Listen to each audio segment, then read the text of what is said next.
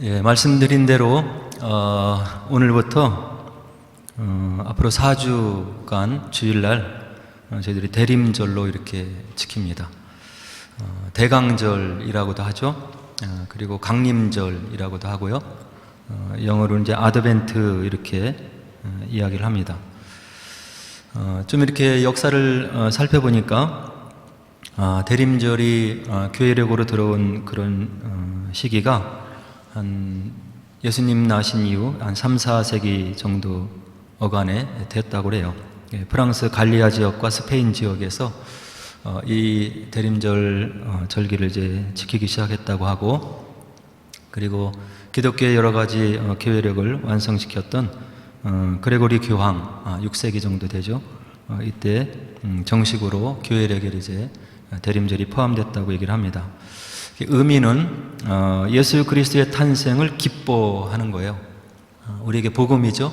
기쁜 소식이고, 우리가 어떻게 할 수 없는 죄의 문제를 해결해 주시기 위해서 예수님이 메시아로 이 땅에 오셨고, 우리 마음속에 큰 부담으로 그리고 해결할 수 없는 그런 부분으로 남아있는 죄의 문제를 예수님이 해결해 주시고 하신 거죠.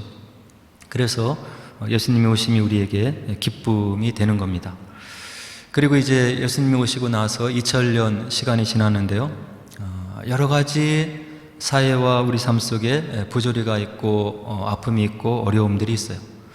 그러나 우리에게 다시금 왕으로 오시는 예수님의 재림이 우리들에게 큰 희망이 되고 소망이 되는 것입니다. 지금은 불의하고 어렵고 힘든 시간, 그리고 마음 아픈 시간을 보내지만 우리의 주님께서 다시 오시는 그날 모든 것을 규정해 주시고 또 보상해 주시는 그런 살아계신 주님이 있다고 한다는 이야기죠. 그래서 예수님의 재림을 기다리는 그런 기간입니다.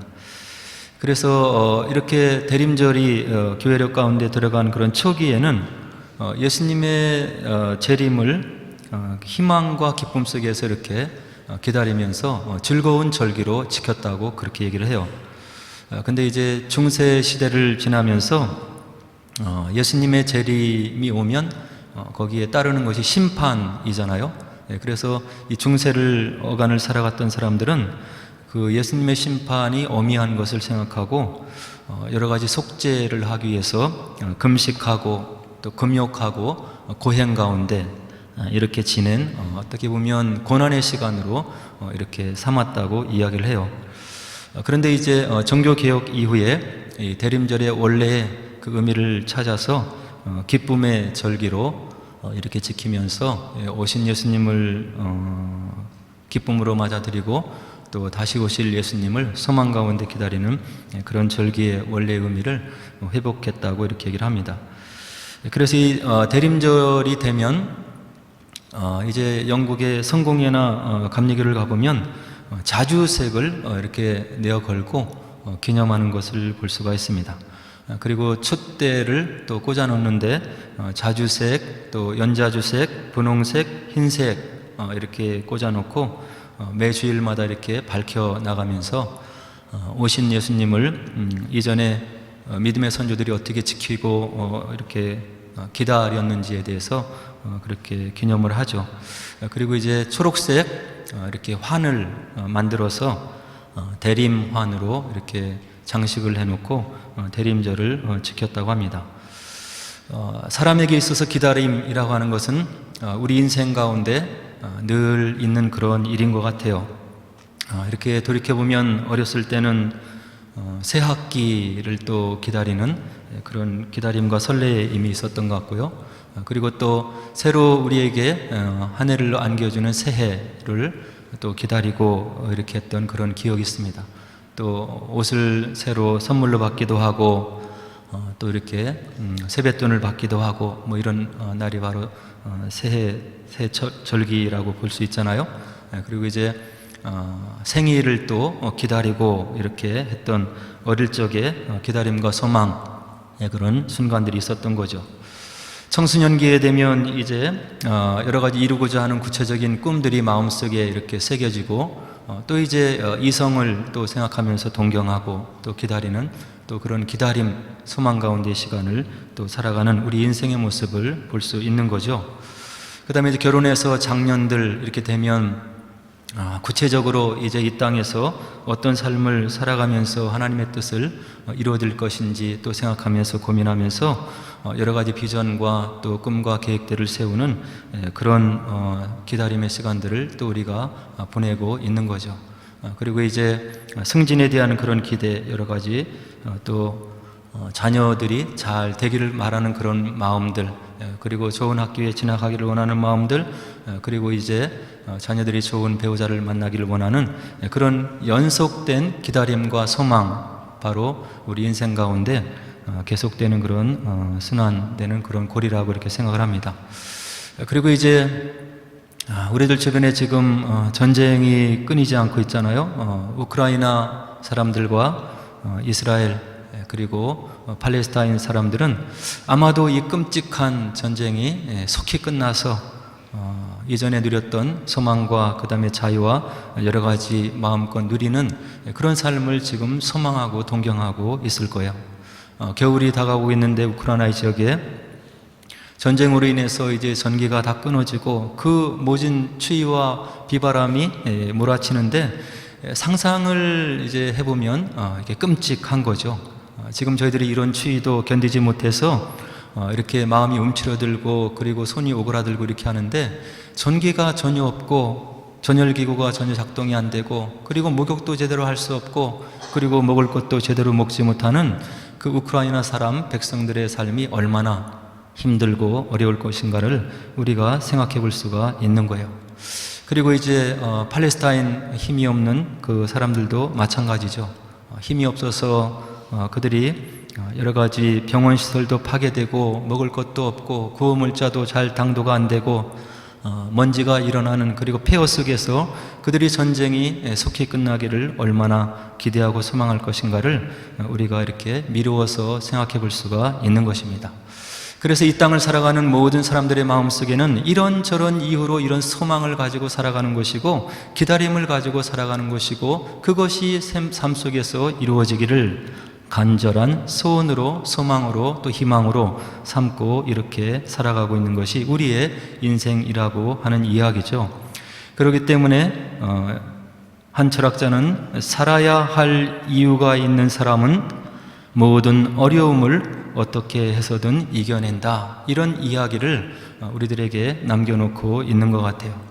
소망, 희망, 바람, 그리고 이 고통과 고난이 지나면, 그리고 이 어려운 마음의 순간들이 지나면 내가 어떤 모습으로 어떤 삶을 살아갈 수 있을 것이다 하는 그런 소망이 우리로 하여금 모든 것을 이겨내는 힘의 근원, 원동력이 되는 것이다, 이렇게 이야기를 해주고 있는 거죠. 그리고 이제 인간은 희망에 기초를 둔 존재이다, 이렇게 삶을 연구한 사상가들이 우리들에게 소망이 우리 인간들에게 어떤 의미가 있는지에 대해서 이렇게 이야기를 해주고 있는 거예요.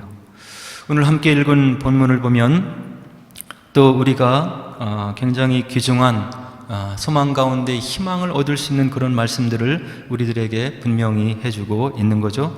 아까도 말씀드렸듯이 우리 인생에게 있어서 여러 가지 어려움들과 힘든 일과 그리고 고통의 문제들 많이 있고 크고 작은 문제들이 많이 있는데 아마도 우리 인생에 있어서 가장 궁극적인 문제, 그리고 스스로 풀 수 없는 문제는 이 죄의 문제인 것이고 또 죽음의 문제라고 하는 이야기예요. 이 땅에 있는 많은 종교들이 이 두 가지 문제를 해결하기 위해서 나름대로 많이 고민하고 또 생각하고 그들의 교리를 만들고 또 이 두 가지의 궁극적인 어려움에서 벗어나기 위해서 많은 종교들이 몸부림을 치고 있는 것을 우리 주변에서 볼 수가 있는 거죠. 근데 오늘 하나님의 말씀 로마서 5장에서 우리들에게 분명히 이 궁극적인 인간이 가지고 있는 문제, 죽음의 문제와 죄의 문제를 해결해 주신 분이 있으신데 하면서 그분이 바로 우리 주님이 예수님이심을 오늘 본문이 우리들에게 분명히 이야기를 해주고 있는 거예요. 인간의 힘으로 능력으로 해결할 수 없는 죄의 문제, 오늘 하나님 앞에 회개를 하고 마음을 다잡아먹고 그리고 오늘보다는 내일이 좀 더 나은 모습으로 좀 더 나은 믿음의 인격으로 살기를 원하고 소원하는 마음으로 기도 가운데 결심을 하고 다짐을 하지만 우리 마음속에 불현듯 올라오는 여러 가지 죄악의 찌꺼기들을 우리가 신앙생활 속에서도 느끼고 살아가고 있다고 하는 이야기예요. 그리고 궁극적으로 이 땅에 있는 모든 사람들이 부닥치는 또 맞닥뜨리게 되는 죽음의 문제를 생각하면 우리에게 궁극적인 소망이 없는 거죠. 이 죄의 문제, 죽음의 문제를 우리들에게 근본적으로 해결해 주시고 우리에게 참 소망과 희망을 준 분이 오셨다고 오늘 본문이 우리들에게 분명히 이야기를 해주고 있는데, 그것이 저와 여러분들이 사랑하고 섬기고 경배하는 우리 예수님이심을 오늘 본문이 우리들에게 분명하게 이야기를 해주고 있는 거예요. 이 죄의 문제, 죽음의 문제를 하나님께서 친히 해결해 주시고 우리에게 주셨는데 그것이 선물로 주어졌다고 오늘 본문은 분명하게 이야기를 해주고 있는 거예요. 그렇다고 한다면 여러 가지 우리의 모습을 살폈을 때 아무런 자격이 없는 것 같고 부족한 것밖에 없는 것 같고 하나님의 이런 은혜를 받을 그런 자격이 전혀 없는 우리들에게 하나님께서 왜 하나님이 친히 희생을 당하시면서 우리에게 이런 선물을 주셨느냐? 오늘 본문이 얘기하기를 하나님께서 우리 인간을 사랑하시기 때문에 그렇게 하셨다, 이렇게 이야기를 해주고 있는 거예요. 다른 이유가 있는 것이 아니고 저와 여러분들을, 흠결이 많은 저와 여러분들을, 부족함이 많은 저와 여러분들을 하나님께서 사랑하시는데 끝까지 끔찍히 그리고 아주 근본적으로 우리를 사랑하셔서 이런 은혜를 하나님께서 우리에게 선물로 주셨다고 오늘 본문이 이야기를 해주고 있는 거예요. 바울은 뭐라고 그 하나님의 사랑을 표현합니까? 7절로 8절에 보니까 의인을 위하여 죽는 자가 쉽지 않고 주변에 의롭게 사는 사람을 위해서 내가 죽기가 쉽지가 않다고 하는 이야기예요. 선인을 위하여 용감히 죽는 자가 혹 있거니와 나에게 선을 베푼 사람, 나에게 사랑을 베푼 사람을 위해서 내가 혹시 그런 사람을 위해서 용감히 죽는 사람이 간혹가다 있을 수는 있다고 이야기를 하고 있는 거예요. 그런데 우리 하나님께서 어떻게 그 사랑을 우리에게 보여주셨느냐? 우리가 아직 죄인 되었을 때에 그리스도께서 우리를 위하여 죽으심으로 하나님께서 우리에 대한 자기의 사랑을 확증하셨느니라, 이렇게 사도 바울이 하나님의 사랑을 우리들에게 이야기를 해주고 있는 거예요. 저와 여러분들이 의인이 아닌 거죠? 저와 여러분들이 선인이 아닌 거예요. 우리가 죄인 되었을 때 하나님의 은혜를 전혀 받을 그런 자격이 없는 죄인인데 그리스도께서 우리를 위하여 죽으심으로 하나님께서 우리에 대한 자기의 사랑을 확증하셨느니라고 사도 바울이 우리들에게 증언해주고 있는 거예요. 이것이 하나님의 사랑인 거죠. 사도 바울의 이 말을 어떻게 우리가 믿을 수 있습니까? 예수님을 만난 그가 변화받아서 예수님의 복음을 전하기 위해서 그 모든 고통을 다 당하고 복음을 전하고 세계 전도여행을 3번 혹은 5번 하면서 마지막에 목이 잘려 죽어간 사도 바울이 유언과 같은 말씀으로 우리들에게 해주는 말씀이고, 오늘 저희들이 이 말씀을 믿고 기도할 때 하나님의 역사가 우리 삶 가운데 일어나기 때문에 이 말씀이 진리라고 하는 것을 체험적으로 저희들이 알 수 있는 거예요. 그래서 예수님께서 이와 같은 은혜를 주시기 위해서 오셨고 저와 여러분들의 모든 죄를, 인류가 담당할 모든 죄를 십자가상에서 짊어지시고 돌아가신 그 분을 우리가 어떻게 은혜로 받아들이느냐? 그 십자가 사건을 믿음으로, 나를 위해서 돌아가신 예수님이심을 믿음으로 고백함으로 이 하나님의 선물을 받을 수 있는 것이라고 오늘 본문 1절과 2절에 분명히 이야기를 해주고 있는 거예요. 우리가 믿음으로 의롭다 하심을 받았다. 그리고 우리가 믿음으로 말미암아 의롭다 하심을 받았으니 바로 하나님의 진노하심에서 우리가 구원을 받을 것을 내가 확실하게 바로 여러분들에게 증언을 한다. 이렇게 사도 바울이 우리들에게 이야기를 해주고 있는 거예요. 이 십자가 사건을 믿음으로 하나님의 의에 들어갈 수 있고 하나님의 선물을 누릴 수 있는 자격, 하나님의 자녀, 예수님의 제자가 될 수 있음을 오늘 사도 바울이 우리들에게 분명하게 이야기를 해주고 있는 거죠. 그리고 나서 사도 바울이 오늘 3절 4절에서 이와 같은 귀중한 말씀을 해주시는데, 우리가 환난 중에도 즐거워하나니 이는 환난은 인내를, 인내는 연단을, 연단은 소망을 이루는 줄 알미라. 우리에게 소망이 있어야 되는 거예요. 우리에게 희망이 있어야 되는 거예요. 오늘 비록 곤고한 가운데, 고민 가운데 여러 가지 삶의 어려움 속에 짓눌려서 산다 하더라도 내가 주님 안에서 갖는 소망이 있으면 견뎌낼 수 있음을 앞에서 제가 말씀드린 것으로 기억을 하고 있는 거예요. 근데 이 소망이 어떻게 오느냐? 환난 가운데 바로 소망이 태어날 수 있음을 사도 바울은 이야기를 해주고 있는 거예요. 우리에게 다가오는 환난들, 어려움들, 원치 않는 일들이 우리에게 무엇을 주느냐? 인내를 준다고 이야기를 해주고 있어요. 어려움을 통해서 우리의 마음이 인내를 배워나간다고 하는 이야기예요. 참는 것. 그리고 그 인내는 우리에게 연단을 주는데 하나님 모습, 예수님을 닮은 그런 마음을 가질 수 있도록 연단을 주신다고 하는 이야기예요. 어려움을 통해서 우리가 겸손해질 수 있다고 하는 이야기죠. 이와 같이 환난과 인내와 연단을 통해서 우리 마음속에 주님께서 우리에게 선물로 주신 참된 소망을 소유하게 된다고 오늘 사도 바울이 우리를 격려하고 있는 거예요. 이 말씀이 왜 우리에게 위로가 됩니까? 이 땅에서 우리가 어려움을, 환난을, 원치 않는 일을 당할 수밖에 없는 그런 삶 속에 우리들이 우리의 삶을 살아가고 있기 때문에 이것이 위로가 된다고 하는 이야기예요. 오늘 말씀 속에서 분명한 사도 바울, 우리 믿음의 선조가 되는 그 음성을 우리가 들으시고 우리 삶 속에 혹시 마음속에 느끼는 여러 가지 어려움들, 삶의 계획의 좌절로 인해서 느껴지게 된 여러 가지 힘든 일들, 그리고 직접적으로 다가오는 여러 가지 마음의 어려움들이 있다 하더라도 이 말씀을 마음속에 새기시고 인내하시고 그리고 연단을 받으시고 주님께서 우리 마음 가운데 부어주시는 참된 소망을 우리가 소유해서 이 어려운 생활을 잘 이겨내는 지혜로운 주의 백성 되기를 주의 이름으로 간절히 축원을 드립니다.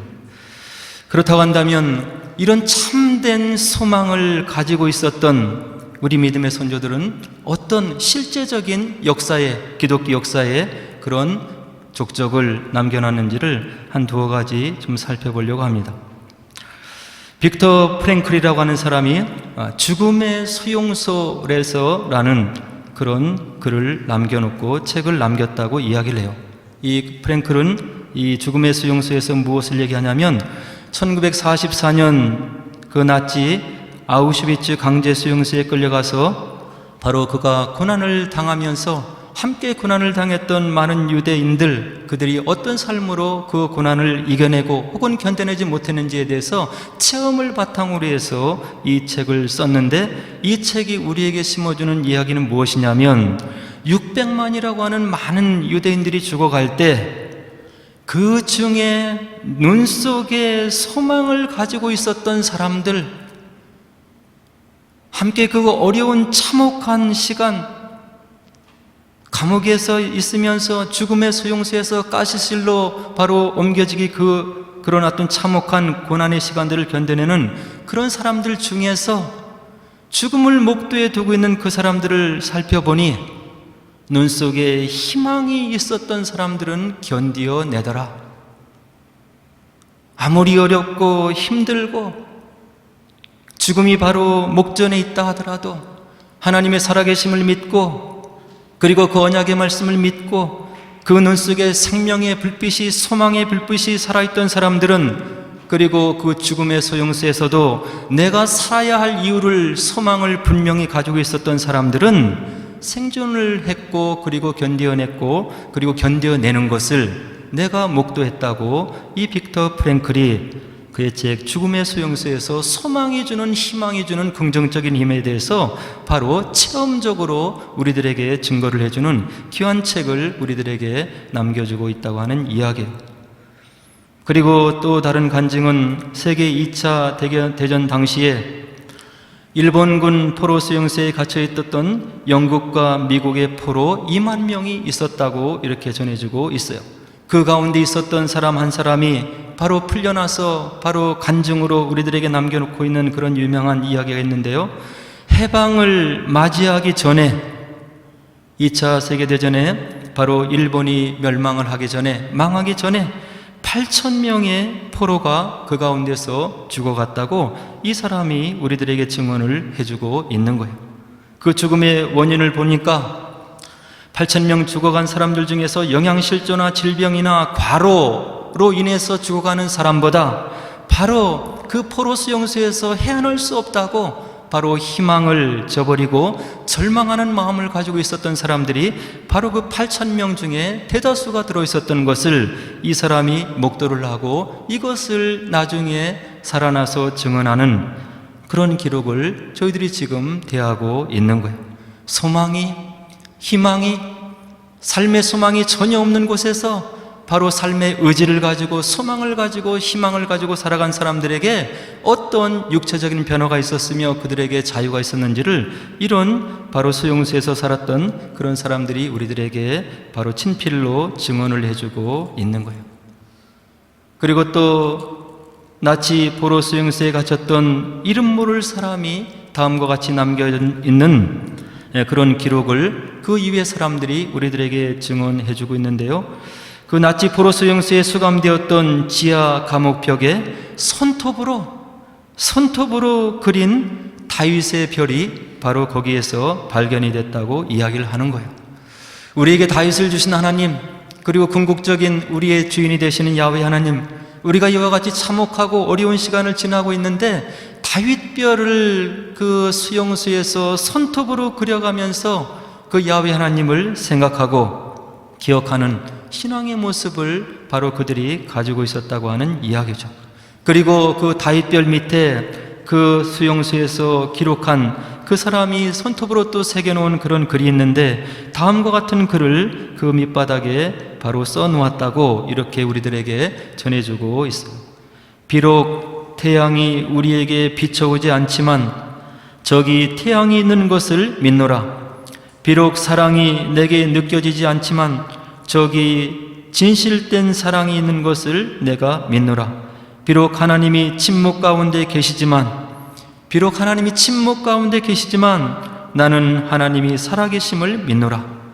이와 같이 아주 참혹한 우리들이 생각할 수 없는 그런 환경 속에서 야훼 하나님에 대한 신앙을 고백하면서 이들이 이 어려움들을 견뎌냈던 그런 기록들을 지금 저희들이 기록으로 접하고 있는 거예요. 물론 제가 예화로 드린 이 세 가지의 이야기들은 아주 극단적인 이야기고 보통 사람들이 겪을 수 없는 그런 고난이고 환난인데 이것은 우리들에게 또 무엇을 하나님 말씀과 더불어서 얘기해 주냐면 우리 삶 속에 고난이 있을 수 있고 실망의 순간이 있을 수 있고 여러 가지 낙담의 순간이 있지만 우리에게 소망으로 오신 그 예수님, 그리고 우리를 축복하시기를 원하시고 그리고 소망 가운데 살기를 원하시는 하나님을 믿는 백성이라고 한다면 이런 소망을 가지고 오늘 우리 가운데 다가오는 여러 가지 어려움들, 힘든 일들, 그리고 고통의 순간들을 우리가 견뎌내야 되는 것이고 인내를 우리가 가져야 되는 것이고 그런 과정을 통해서 주님의 인격을 닮아갈 수 있는 그런 기회를 하나님께서 우리에게 허락하시고 그 모든 순간이 지난 다음에 하나님의 동행하심의 축복이 우리 삶 속에 드러나게 하시는 언약의 하나님이 있음을 믿으시고 바로 이 주님을 바라보고 어려운 시간, 힘든 시간, 목표가 좌절되는 시간들, 그리고 마음속에 절망이 다가오는 시간을 우리의 소망 가운데 오신 주님을 생각하시면서 그리고 앞으로 모든 것을 규정하실 우리의 재림 주님이 계심을 우리가 믿고 이 땅의 삶을 우리가 넉넉하게 소망 가운데 이겨내며 우리의 삶을 살아서 주님의 증인이 되시고 그리고 우리를 통해서 주님 나라가 증거되는 귀한 믿음의 삶을 사는 저와 여러분 되기를 주의 이름으로 간절히 축원합니다.